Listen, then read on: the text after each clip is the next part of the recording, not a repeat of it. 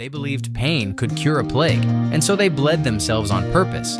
Thousands of men, marching from town to town, whipping their own backs raw with leather cords tipped in iron, convinced that if they hurt enough, God would call off the end of the world. It didn't work. Between 1347 and 1351, the Black Death killed somewhere between a quarter and half of everyone in Europe. Tens of millions of people, whole villages emptied. And in the middle of that horror, one of the most extreme religious movements in history rose up and made everything worse. Let me take you back. In the autumn of 1347, ships came into the harbor at Messina, in Sicily. The sailors on board were dying. Their bodies were covered in black swellings, in the armpits and the groin the size of eggs, sometimes the size of apples. The swellings oozed and stank. Fever came, then vomiting blood, then death, often within days. The people of Messina drove the ships back out to sea. It was too late. The disease was already ashore. We call it the Black Death. At the time, people called it the Great Mortality, or simply the pestilence. They had no idea what caused it.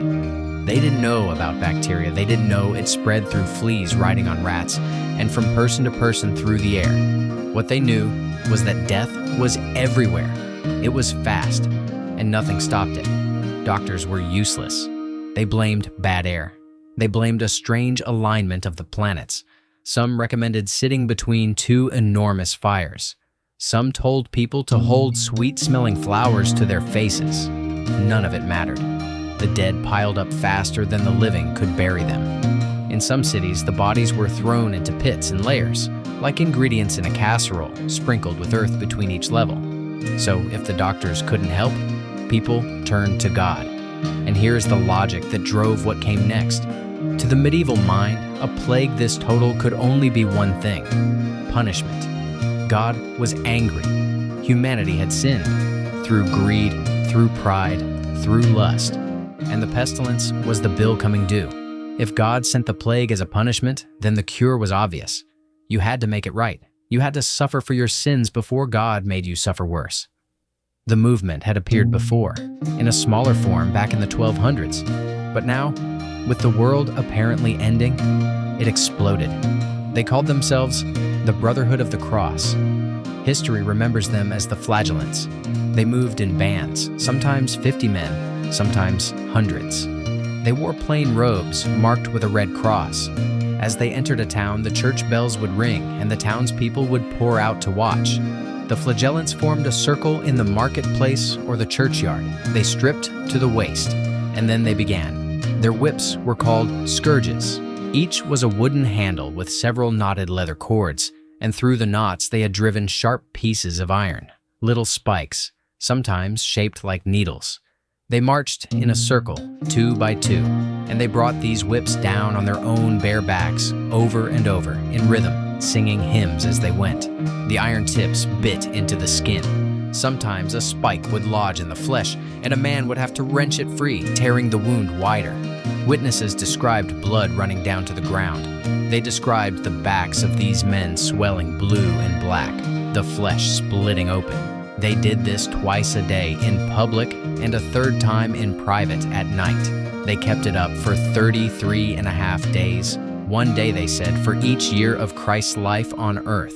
During that time, they were forbidden to wash, to change their clothes, to sleep in a bed, or to speak to anyone unless their leader allowed it. They were not allowed to bathe their wounds. So they walked from town to town, filthy, infected, their backs a mess of fresh and rotting cuts, and the crowds loved them. People wept watching them. They believed they were seeing living saints, men taking the punishment of the whole world onto their own shoulders. Sick people begged the Flagellants to touch them. They gathered the blood that dripped onto the ground and treated it as holy, dabbing it on their eyes, keeping rags soaked in it as relics. A movement that began as private penance turned into a traveling spectacle, drawing thousands of new followers town by town. Now think about what that actually meant. Here, you had crowds of unwashed men, their open wounds dripping, moving constantly from one population center to the next, gathering huge, tight-packed audiences in every market square. During the worst pandemic in European history, they were a perfect engine for spreading the very disease they were trying to cure. Wherever the Flagellants went, the plague often seemed to follow, or to flare up worse. They believed they were saving the towns. In many cases, they were helping to kill them. And it got darker. As the movement grew, it turned violent. Some flagellant bands began to claim their own power to forgive sins, to challenge the priests, even the authority of the Pope himself. And many of them turned on the Jews. A vicious lie had already spread that Jewish communities had caused the plague by poisoning the wells. The Flagellants seized on it. In cities across the German lands, mobs whipped up by this movement attacked Jewish neighborhoods and massacred the people living there, burning entire communities alive. Thousands died, murdered over a disease they had nothing to do with. By 1349, the authorities had seen enough.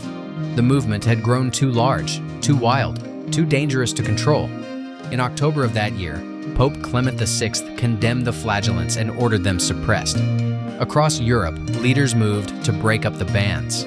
Some Flagellants were arrested, some were executed.